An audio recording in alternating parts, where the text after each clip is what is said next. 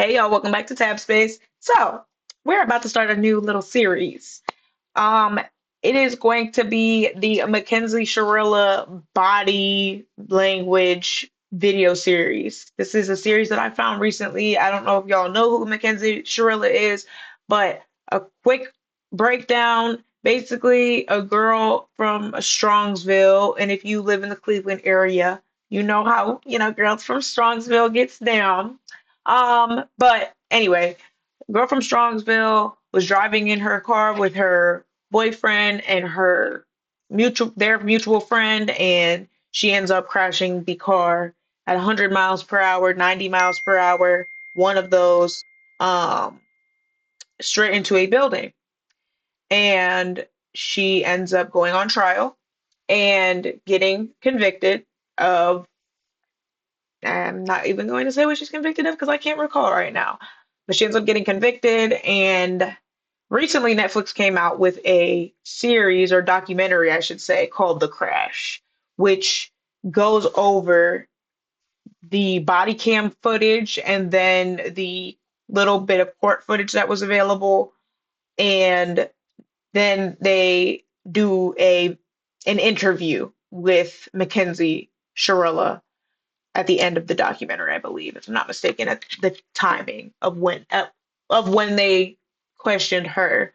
But they do an interview with her, and since this documentary has come out, of course, the topic is trending, and the question of is she guilty or is she not still remains to some people.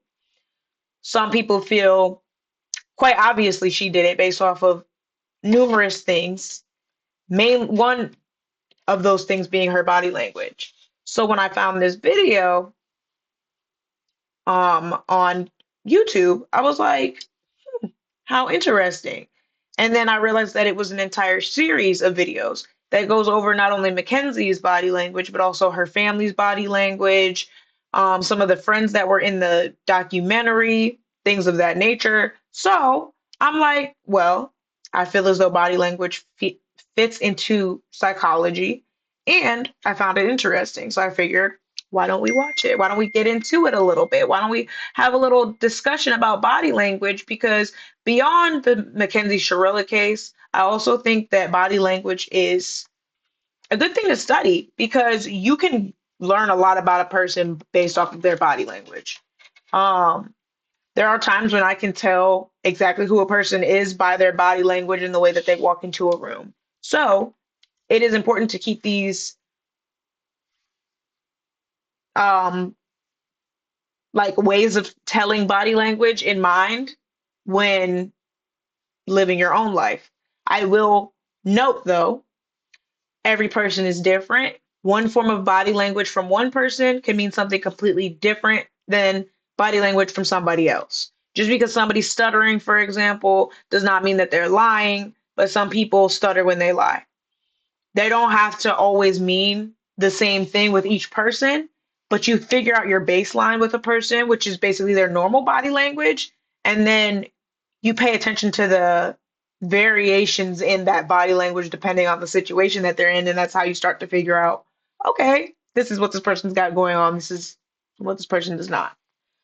We're just kind of going to basically get into the introduction today, which basically just goes over the case and kind of what I explained to y'all.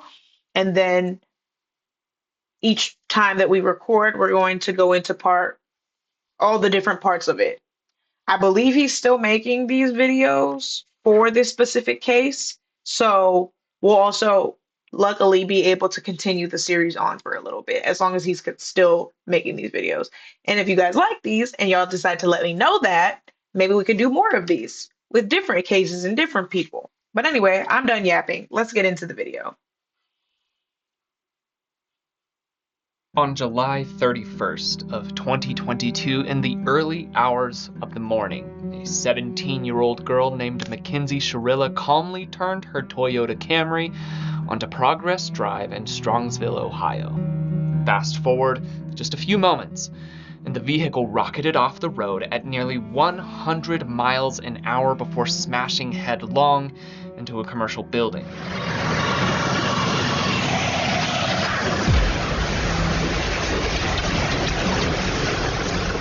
passenger seat was her boyfriend, a 20-year-old named Dominic Russo, and in the back seat, their mutual friend, Davion Flanagan. Tragically, the explosive collision stole the lives of both boys, leaving a severely injured McKenzie as the sole survivor. What initially appeared to be a devastating reckless driving accident quickly morphed into one of the most controversial criminal cases in recent memory, spearheaded by the prosecutors who argued that the incident was not simple negligence, it was murder.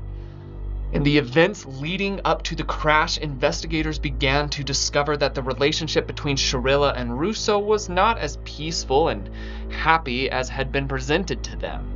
Testimony from friends and a collection of digital records reportedly described escalating emotional conflict, arguments, and volatile instability in the relationship. You broke up with me earlier. Because you are a little fucking weak bitch. You broke up with me earlier. You literally broke up with me earlier. This is your last chance to open the door. Like, you're threatening to key my car, threatening to break the door. I will key your car if you do not let me in the house. You fucking retard. She already put me on the reservation, so fucking open the door, you dumbass. What do you mean? What do you mean? You know it. That's exactly what I mean. You don't even know exactly what I mean. You're gonna come open this door right now, or there's gonna be a serious fucking problem. Well, I just broke your fucking key thing, so that sucks. What key thing? I don't know. You're gonna have to open the door to see it, because that's where it's fucked up from the outside, you fucking dick. Okay. Now open the door. No. It was partially due to this. And now, I don't know if any of y'all actually saw the movie, or not the movie, the documentary, but like, if you have, or if you plan to, because of this video, pay attention to what she said in comparison to how their relationship dynamic actually is. She made it sound as if we were in a happy relationship, but sometimes he would mess up and I would get upset because he would be messing up, but then we would be fine right after. And it's also discrediting the witness, or not the witness, sorry, discrediting the victim who cannot defend themselves, to sit there and put into the air that, excuse me, most of the disagreements were caused or started by him, perpetuated by him, were at his fault, and she was the victim. But just based off that interaction itself, with like alone, without any further context, yeah, she's a piece of work. She's a piece of work for sure. Evidence that the prosecutors would later argue that the crash was actually intentional and emotionally motivated. On the flip side of that coin, defense attorneys fiercely disputed that interpretation. They adamantly argued that the state was constructing motive out of adolescent fickleness rather than proving intent beyond a reasonable doubt.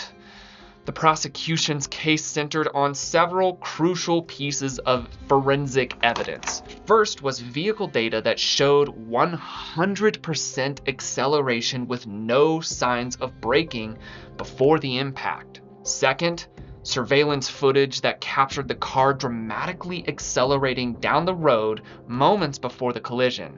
Third, crash reconstruction experts estimated speeds approaching 100 miles an hour, coupled with data retrieved from the Life 360 app on one of the passengers' phones.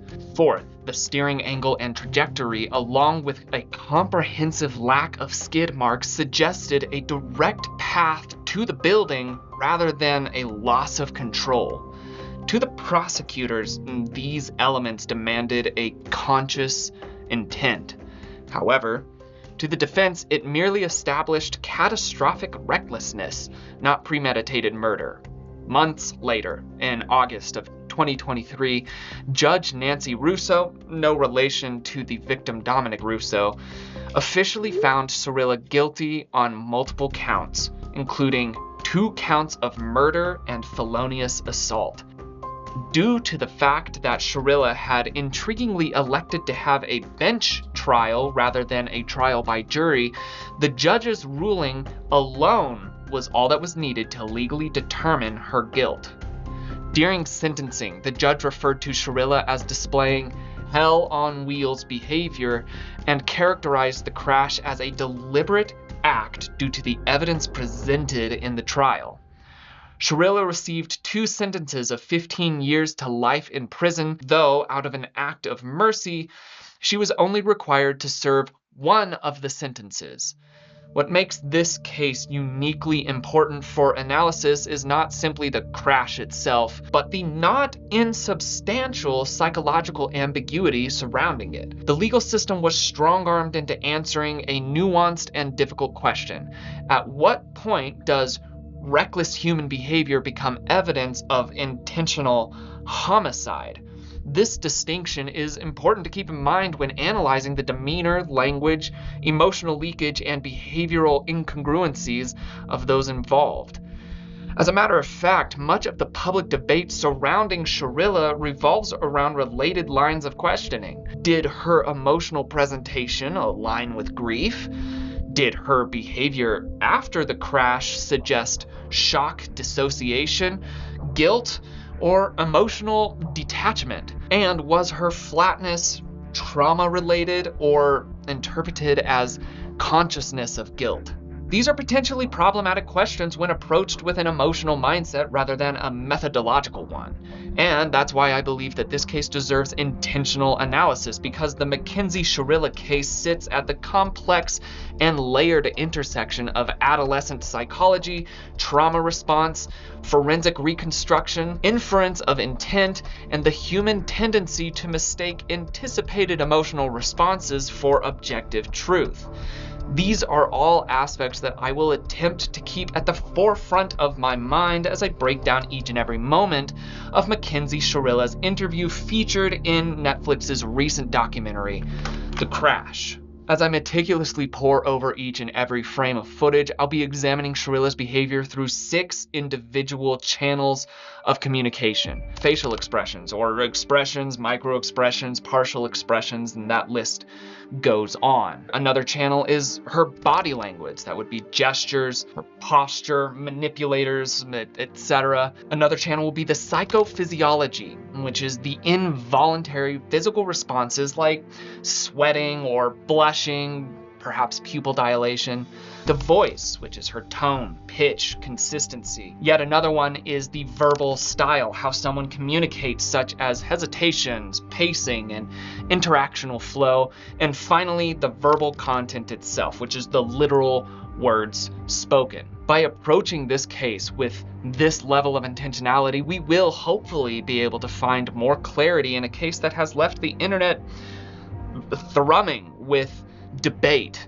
After all, we all know how to lie with our words pretty well, but it's a much more difficult task to lie with our body, especially a body whose limbic system's primary goal is to protect us at all costs, often in exchange for the ability to lie convincingly. So, in the video coming up this Monday, we won't be focusing exclusively on what McKenzie Schrilla says with her words, but we'll be focusing on what her body tells us instead. As her head cocked inside, this usually implies a level of vulnerability or attentiveness. When you see somebody cock her head to the side, it usually implies listening or again that empathetic attentiveness. So she's trying to do that. Then she looks up. That's it. Looks back down. I'm like, oh, good Lord Almighty. Alrighty, y'all. So that's the end of the video. That was just part 1. It's basically just an introduction into the case, who McKenzie is, and then in our next video, we will jump into the body language, the exciting and fun part. So I appreciate y'all tuning in, and I'm gonna see y'all in my next video. Bye.